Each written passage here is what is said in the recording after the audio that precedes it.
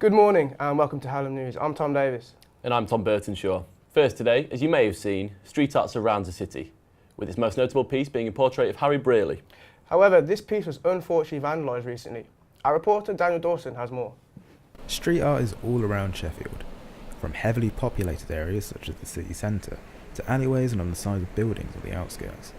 But there's been a dark side of the scene which has reared its ugly head in the past few weeks. As you can see, this mural dedicated to Harry Brearley, a pioneer in steelworks, has been vandalised. But unfortunately, this is nothing new for the Sheffield street art scene.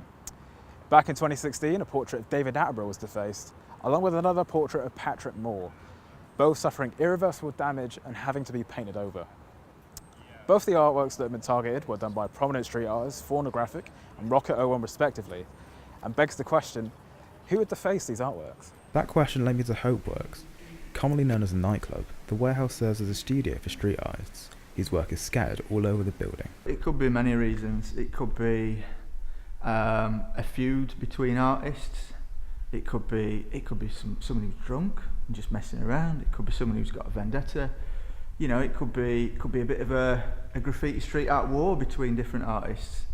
Who knows? I mean, in that particular case, I'm not sure exactly what's gone down, but you know, I think it's a shame that instead of people going out there and doing their own thing, you know, people are painting over other people's work. I think there should be more space for everyone. Despite the recent slew of vandalism, Mick is still positive that the scene can thrive.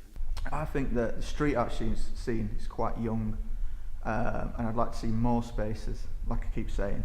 And I think if there's more spaces, the scene will get better, and street art in particular. So people paint in, you know, more like images and actual paintings. There'll be more of that. Whatever the reason for the vandals, this incident has saddened the community, with the identity of the culprits still being a mystery. This has been Daniel Dawson for Shoe TV News. The 23rd of March marked Sheffield Hallam University's first charity football league, with students playing together with the aim of promoting mental health. All proceeds went to student minds, with each team wearing a coloured top to represent the rainbow to help inclusivity of all backgrounds. Vintage clothing enthusiasts from around the north of the UK rushed into Sheffield this weekend to get their hands on garments from the Thrifty Store's annual kilo sale. The event took place on Saturday 14th of April, with a kilo of items costing only £20. The next kilo sale will take place in Birmingham in the summer. It's a busy time for students with deadlines building up and exams just around the corner. I went to find out how people are coping in the stressful period.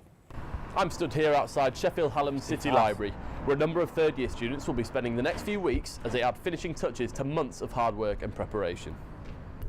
Everyone knows that deadlines can be stressful, but when does it all become too much? I met with third-year university student Catherine. For her and many others, the stress caused by these important deadlines had a major effect on her life. Yeah, I think I found it really hard to balance all the different modules because they kind of all came at the same time.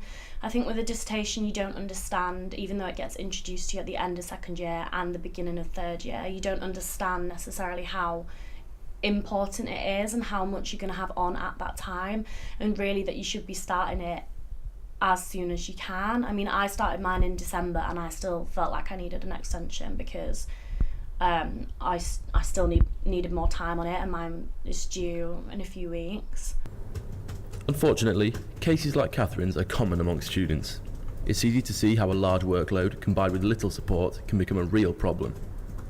So for me, I suffer with like stress and anxiety, and sometimes it's too much for me to come into uni, and for whatever particular reason it is really difficult. And I think that when you feel like you can't tell a lecturer why you're suffering, or you tell them and they say there's worse things in life, you know, there's this, there's that, and you're at uni, like you don't need to worry, you're too young to be worrying about this, it puts you in a position where you don't want to tell them, but then you're not turning up.